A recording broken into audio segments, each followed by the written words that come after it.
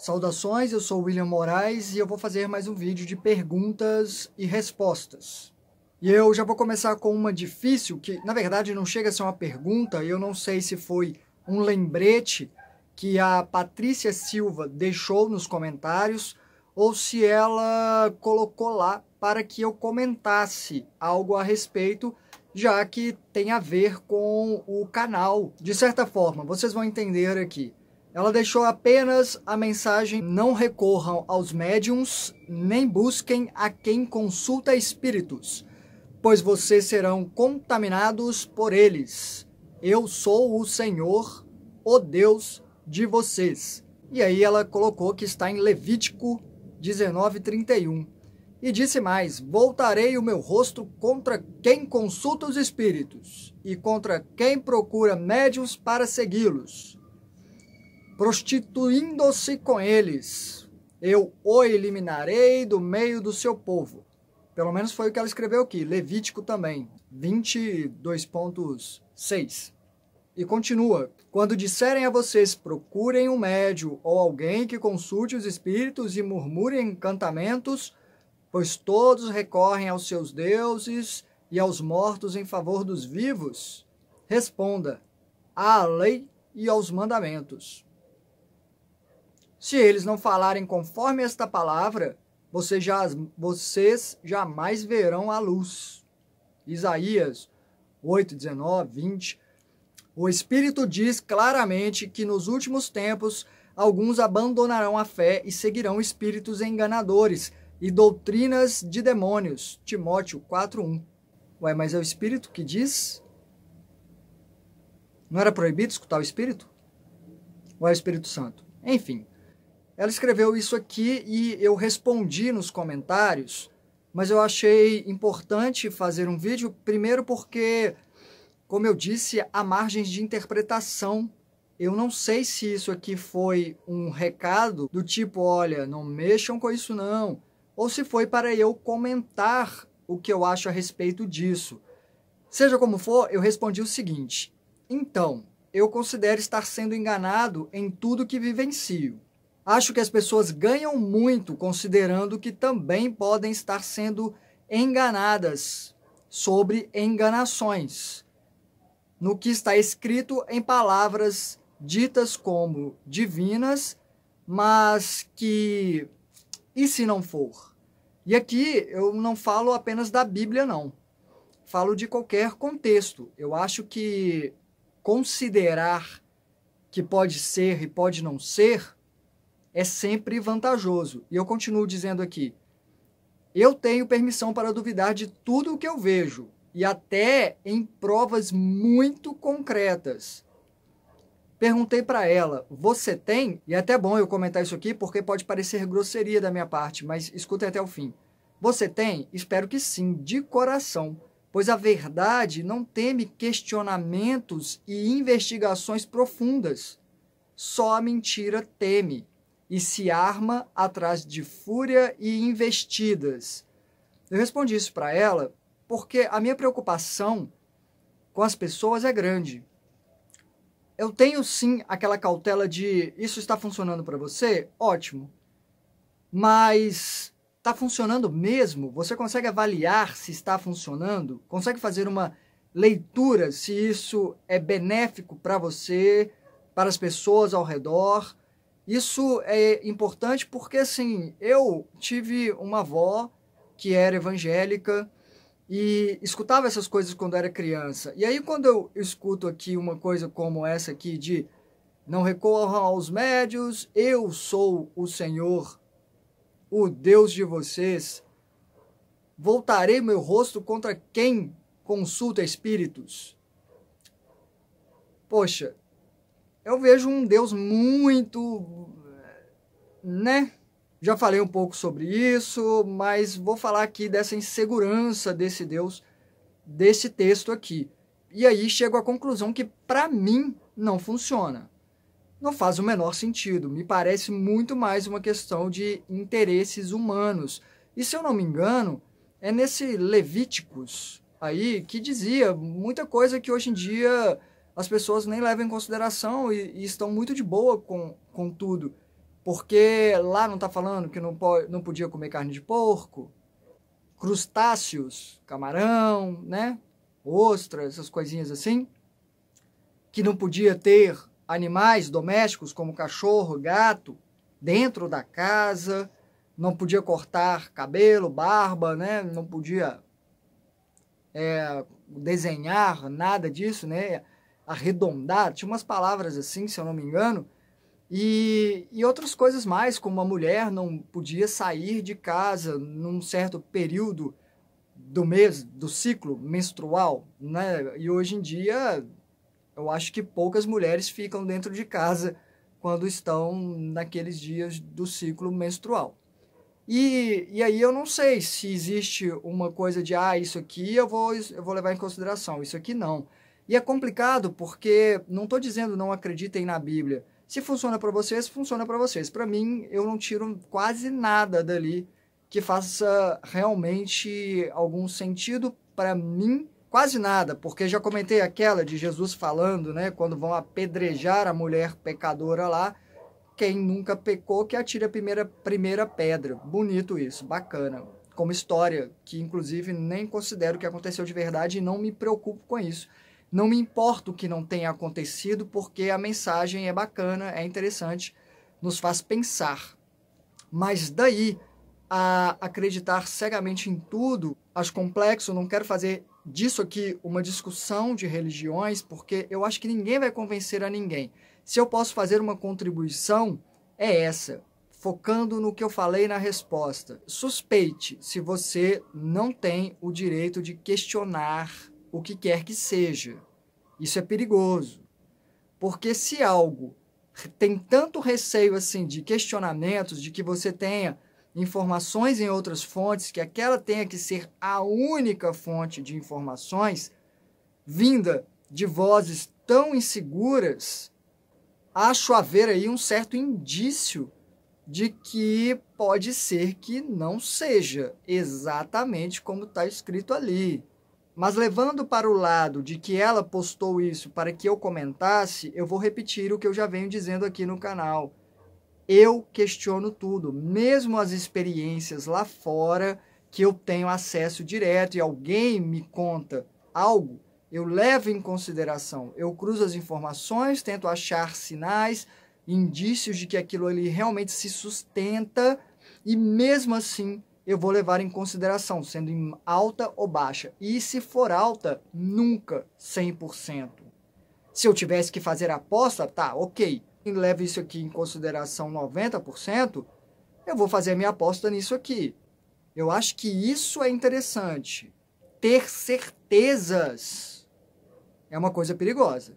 Porque, como diz Mikhail Neme, as decepções são como aves de rapina que descem aos cadáveres de suas esperanças abortadas. Li isso no livro de Mirdá, que inclusive é sobre um mestre, quase que como Jesus, com seus discípulos. Alguém já leu? Livro de Mirdá. É maravilhoso. Eu vou ler alguns trechos dele aqui depois, porque é fantástico. Mas foi escrito por Mikhail Neme, ou Neimi, eu não sei pronunciar. E é um livro que, na verdade, foi dividido em dois, e ele fala no final que o outro livro só quando a humanidade estivesse pronta. E esse livro não foi publicado, nunca. Acho que, né, não vai chegar nesse ponto. Mas tem realmente muitas pérolas de sabedoria nesse livro, que é muito fininho, assim, ó, com letras grandes, é dessa espessura. Eu tenho ele aqui em algum lugar, eu vou achar depois, vou ler uns trechos para vocês. Gosto muito desse livro. Sobre as certezas, é isso. Se você tem certeza absoluta de uma coisa, gente, certeza não é a mesma coisa que fé. Na minha concepção também, né? Talvez eu esteja errado, não sei. Quis comentar, tenho certeza de que muitas pessoas aqui têm a Bíblia em altíssima consideração, e aí, enfim, cada um responde para si mesmo, para si mesma. Eu realmente só posso dizer que, para mim, a Bíblia não funciona, vocês podem colocar aqui o que vocês quiserem, eu provavelmente vou ler e vou falar, já escutei isso aí quando eu era criança, e se já não funcionava quando eu era criança, agora não vai dar, né? Mas eu até entendo que algumas pessoas precisem depositar todo o poder de decisão, de o que está certo, o que está errado, e ser tudo muito branco e preto realmente, e depositar isso na mão de um Deus fica muito mais fácil. E vou dizer por quê, respondendo à segunda pergunta. Na verdade, a segunda pergunta nem é uma pergunta também. É um mini relato, é um relato bem pequeno que eu vou comentar, porque eu estava conversando nos comentários, respondendo uma moça, deixa eu ver o nome dela aqui, Mariane Davi, ou David, não sei, David. Mariane, ela me perguntou sobre buraco negro e como seria o buraco negro no mundo astral, se um espírito passasse por um buraco negro, o que aconteceria? E eu respondi que não tenho como saber, nunca passei por isso, embora tenha me lembrado de uma experiência que tem a ver com tudo isso que eu estou falando, talvez, que é, eu estava fora do corpo, isso eu tinha 20 anos, 21 talvez, na época que eu já estava estudando projeção astral, já tinha feito o curso e estava tendo experiências mais interessantes, mais lúcidas e com lucidez a partir de saídas. Nesse momento eu estava fora do corpo, voltando para minha casa andando, voltando para casa mesmo. Às vezes acontece de eu voltar andando e não simplesmente acordar no corpo. Eu volto, processando o que tinha acontecido e estava me questionando sobre Deus. Eu não coloquei isso no relato que eu falo atravessando a galáxia e eu não sei se é o terceiro ou quarto, relato 3 ou 4, mas procurem aí que vocês vão ver. Eu não comento lá porque já foi um vídeo extenso e isso aconteceu há 20 anos atrás. Eu estava voltando para casa e me questionei sobre Deus. Eu estava no plano astral consciente, fora do corpo, e olhando para tudo, e é aquilo que eu já comentei aqui, você morre, você não vê Deus imediatamente. Na maioria dos casos, algumas pessoas se veem sem corpo, se veem unidas numa fonte de amor, às vezes porque a consciência é deslocada para o corpo mental, temporariamente, até para se afastar, serem afastados da comoção emocional muito forte dos familiares. Então, até o corpo espiritual é mantido dormindo, e aí a consciência é projetada para fora do espírito, e nesse corpo mental a pessoa não tem forma, ela se conecta com a vida, com a luz um pouco mais, um tanto mais, na verdade. E algumas pessoas podem dizer que viu Deus, ou até mesmo ouviu Deus, porque lá os corpos mentais não têm forma e tem muitos cercando, né? Estão todos conectados, e alguns amparam os outros, e às vezes apenas um, como aconteceu na experiência que eu relatei, essa de atravessando a galáxia, e eu fui levado por uma consciência dessa, provavelmente. E é muito fácil falar que essa consciência é Deus, extremamente fácil. E não deixa de ser, porque para mim todos somos, no contexto geral. Enfim, então é um pedaço, mas é muito fácil relacionar ao Deus da Bíblia, que seja. Mas, no geral, as pessoas têm esse momento de imersão. Tem um relato até de quem é. Eu acho que é do Yuri, do Atma Vidya. É um outro canal que eu acompanhei por muito tempo. Faz um tempo que eu não vejo, porque eu não estou tendo tempo. Mas eu vou colocar o relato dele aqui, de um jovem falando como foi a morte dele, né, o processo. E tem esse momento de imersão e depois ele volta para o espírito para passar por todo o processo de apuração, de leitura do que aconteceu. E é mais ou menos isso que eu vejo. Ninguém chega lá e se conecta direto com Deus terminantemente e acabou, tipo, ó Deus. Então, muita gente lá acredita em Deus e continua falando em nome de Deus e está mais conectado, sim, né? Fica mais fácil. Mas eu me questionei. Será que Deus existe realmente? Por que vai que eu estou errado, né? Como na Bíblia? Sei lá. E aí, estava andando e senti. Eu fui arrebatado realmente, essa é a palavra, igual aconteceu nessa outra experiência que eu relatei antes. Fui chupado para cima, vertiginosamente. Só que dessa vez, há 20 anos atrás, quando eu questionei a existência de Deus, eu fui levado e eu senti como se eu estivesse passando por um vórtex, e era escuro, ficou tudo escuro, eu não via nada, e eu senti que eu não estava sendo apenas arrebatado, eu seria arrebentado. Eu senti que eu estava me estilhaçando, como se eu fosse vidro quebrando, ou se tivesse vidro lá, chegou a doer, ser um incômodo. Eu, naquele limite de eu não vou aguentar, eu vou me estilhaçar toda aqui, acabou. E eu me vi fora dessa turbulência e simplesmente me vi pequeno, minúsculo em relação à figura que eu vi nesse céu extremamente azul. E era muito clássico isso, porque era um céu, né? Um céu. E nesse céu havia uma pirâmide com olho. Só isso. Eu não sou ligado a religião nenhuma, a nada, mas eu estou dizendo o que eu vi e me surpreendi. Cheguei até a fazer umas pinturas depois, considerando essa imagem como representação de Deus, o triângulo com o olho. E era uma pirâmide gigantesca com esse olho me olhando. Só.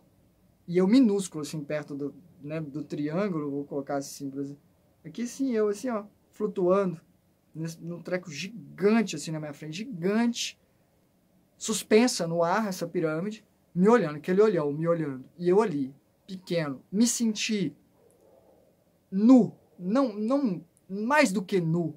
Era estranho, porque tinha uma certa intimidação, mas tinha amor e compreensão, no sentido de estar me ajudando a entender um pouco mais aquilo ali. E a sensação que eu tive é uma que eu tenho muito comumente quando tem tempestade muito forte. Eu costumo ficar no alto do monte aqui perto da minha casa, que eu já mostrei fotos, quando está chovendo, tempestade, eu adoro ver relâmpagos. Eu acho maravilhoso ficar assistindo relâmpagos. E eu fico na chuva. Perigoso? É perigoso pra caramba, principalmente no alto, principalmente eu sendo, né, magrinho e alto, mas nunca morri disso nessa vida aqui. E já subi numa torre de rádio abandonada na cidade de Viçosa, aqui em Minas Gerais, fui com os amigos lá, tinha uma torre, eu acho que era abandonada, espero que seja. A gente entrou e começou a fechar o tempo e eu estava na metade do caminho, era muito alto, devia ter uns 50 metros, 60, então deu tempo de escurecer e fechar, e quando eu cheguei lá em cima, e meus amigos foram parando, né, no 1/3 do caminho, tem gente que foi só até a metade, eu adoro alturas, fui. E aí cheguei no topo, e começou a ventar, e o topo, sabe, tem aqueles 4, é tipo a Torre Eiffel, né, termina assim, tipo o triângulo mesmo, né, só que 2 parafusos estavam soltos, daqueles parafusos gigantes, e era mais ou menos 1,5 m, eu estava agachado nessa pontinha, e começou a ventar que uma parte começou a levantar, assim, de um dos lados, né? 2 parafusos soltos, começou a levantar e tempestade, começou a chover, e eu fiquei lá achando maravilhoso, meus amigos lá embaixo fazendo assim, e eu achei que eles estavam fazendo era yeah! E eles estavam desesperados, desce daí que você vai morrer todo. Mas demorei para descer, demorei uns 15 minutos para descer. Gosto de altura e gosto de chuva, e a sensação que eu tenho é de que há um poder maior do que eu, e isso é reconfortante em alguns aspectos, e por isso eu disse que eu entendo as pessoas na primeira resposta que eu dei nesse vídeo, sobre ter um poder além que, no meu caso, se não depender tudo de mim, saber que não depende tudo de mim, alivia um pouco da pressão. De falar, putz, eu não estou 100% no controle. Então é quase como se a responsabilidade não fosse toda minha. Embora, de certa forma, sobre a minha vida, acaba sendo a partir do que me acontece ao redor. Mas há essa força maior regendo tudo. E isso me acalma um pouco, me deixa, silencia muita coisa em mim. Eu simplesmente contemplo essas tempestades e tudo. E foi o que eu senti perante essa figura, de que havia alguém maior, e acho que a resposta que foi passada para mim foi essa. Você tem alguém olhando por você. Existe uma força olhando por você. Mas a sensação que eu captei foi de que eu não era julgado, que eu estava naquele momento me julgando. Quando eu disse que me senti pequeno, era eu consegui fazer essa leitura. Foi um momento de silêncio, na minha opinião, lindo. Assim, é impressionante como o silêncio diz tanto, né? Quando uma figura dessa, simplesmente ali, imponente, deixando que eu preenchesse as lacunas dos meus questionamentos, a partir do que eu era capaz de captar como resposta. E acordei. E me lembrei dessa experiência por causa da pergunta sobre os buracos negros, e eu acho que a resposta que eu dei para ela, para deixar aqui, né, é que eu não acredito que um espírito, ou melhor, o espírito até pode ser desintegrado numa passagem de buraco negro, porque os espíritos, eles morrem também. Existe uma segunda morte. Quando você não precisa mais de um espírito, você acaba deixando ele, esse corpo espiritual, que vai sumir de certa forma em algum momento, diluir, e a sua consciência é transferida para o corpo mental e fica por lá. Ah, não vou nascer mais, fica lá, acabou. É a segunda morte. Mas a consciência está acima até do corpo mental. A consciência não é o corpo mental. É só mais um corpo. A consciência está acima. E eu acho que não tem buraco negro no astral capaz de destruir uma consciência. E aí você perde. Se você perdesse um espírito nesse processo de passar por um buraco negro, o que aconteceria é você ter que construir outro corpo espiritual. Provavelmente existe uma forma de fazer isso, porque as consciências que usam apenas corpo mental conseguem até fazer uma plasmagem de corpo espiritual, caso precisem, para transitar nessa esfera mais densa que é o mundo espiritual. Mas há um certo trabalho e um certo constrangimento no sentido de compactar grande parte da força que não vai refletir ali naquela frequência. Não cabe tudo nessa frequência. E nascer no corpo físico é ainda mais reduzido, né? Mais complexo. Mas fica aqui, compartilho essa experiência com vocês. E a terceira pergunta é da Mônica Santos, que perguntou como ter mais lucidez aqui no plano físico. E é uma pergunta muito interessante, porque tem a ver com o canal aqui sim, tem a ver com projeção astral sim, que é lá fora, porque mais lucidez aqui inevitavelmente vai acabar refletindo em algum momento em mais lucidez fora do corpo. Isso é automático, porque o que você está acostumado a fazer aqui, você vai fazer lá automaticamente entre aspas, porque quando você está lúcida, não está fazendo algo automaticamente. Você está com um senso de presença muito alto. E como fazer isso acontecer? Questionamento. E tem tudo a ver com isso que eu estou falando aqui desde o início desse vídeo, né? Questionar. Por que estou fazendo isso? Como isso me ajuda? Como isso ajuda outras pessoas? Ficar muito mais centrado no agir do que no reagir. É uma diferença muito grande. De questionar, eu estou acordado? Agora estou? É importante isso até para se você quiser ter experiência lá fora, fazer várias vezes no dia. Espera, eu estou acordado agora? O que eu estava fazendo antes? Para chegar até aqui. Ah, então tá, então eu estou acordado. Mas não precisa chegar a tanto. Eu acho que se você focar em por que eu estou fazendo isso com essa pessoa? Por que eu estou fazendo isso para essa pessoa? Como isso afeta a mim nessa história toda? Fazer essas análises, essas leituras constantemente. Ah, é cansativo. É tudo exercício. E a gente até faz uma certa conversa constante com a gente mesmo. Mas parece papagaio falando. A mente, ela vai gerando pensamentos e raciocínios meio que automaticamente. Ah, não vou fazer isso aqui não, porque depois eu vou ter que dar satisfação para ele, eu não quero dar satisfação para ele, nem nada. Mas é uma esfera muito baixa de justificativa. A questão é ir cada vez mais profundo, mais profundamente. A lucidez é proporcional à profundidade dos questionamentos e das intenções. Com qual intenção você quer ser mais eficiente? Por exemplo, focar, eu quero ganhar mais dinheiro. Então você vai estar focado ali naquele trabalho. Vou fazer isso, eu vou ganhar mais dinheiro. Dane-se se eu estou passando por cima de pessoas. Ou eu vou favorecer quantas pessoas com isso? Como eu vou ajudar essas pessoas a enxergar com maior amplitude?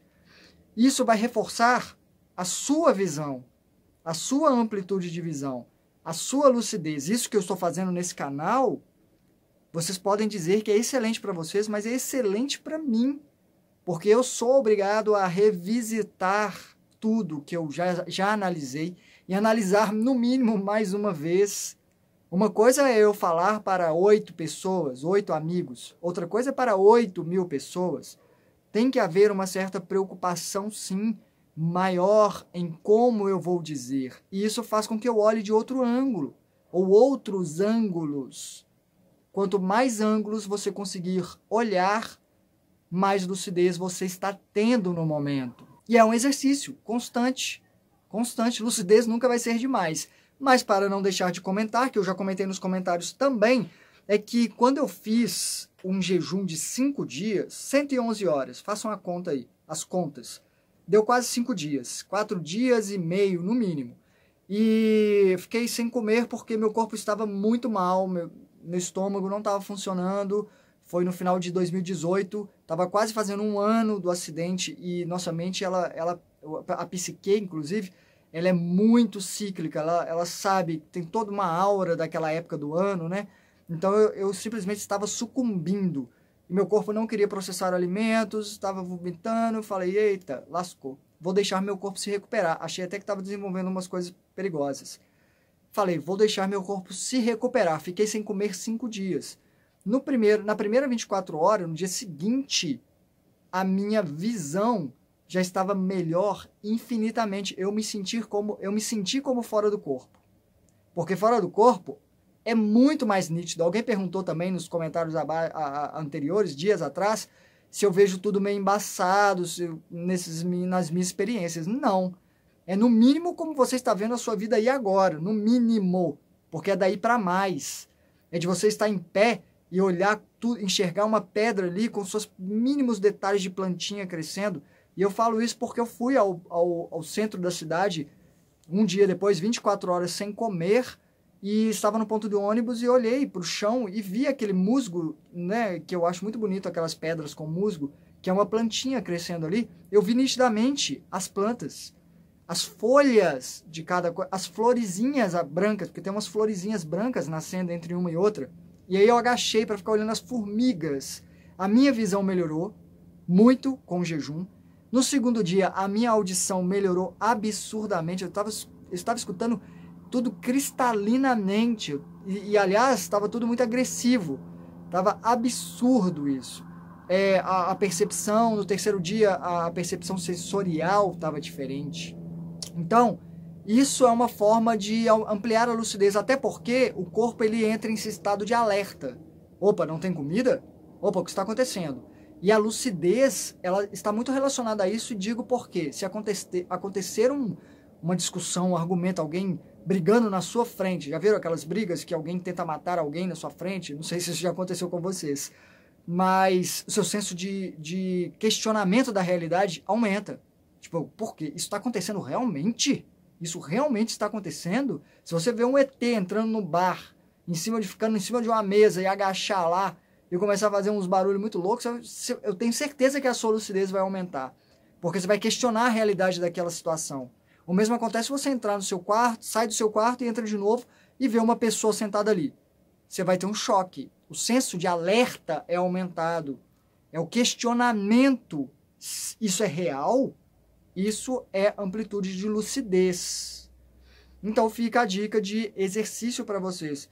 Questionamentos profundos das razões de tudo que você faz em relação a você, em relação aos outros, com o objetivo, relacionado aos objetivos.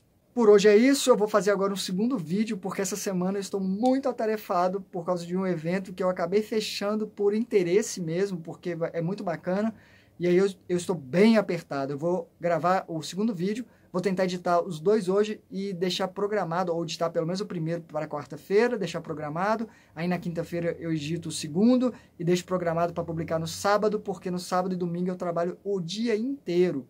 Vai ser bem apertado. Vou fazer o vídeo agora.